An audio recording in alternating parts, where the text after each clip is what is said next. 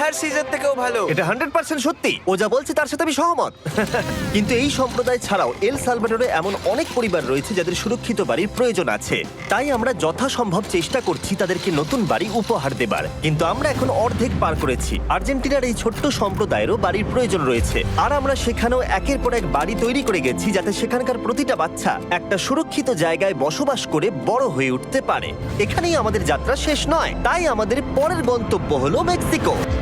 সেখানকার সম্প্রদায়ের জন্য আমরা একের পর এক বাড়ি তৈরি করে গেলাম।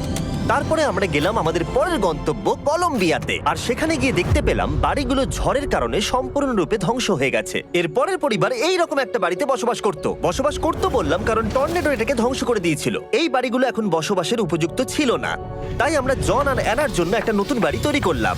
আর এখন আমরা এই নতুন বাড়িটা ওদেরকে দেব। ওদের কোনো ধারণাই নেই ওরা নতুন বাড়ি পেতে চলেছে, আর একটু এগিয়েই থেমে যাবে। এসো, ঠিক আছে।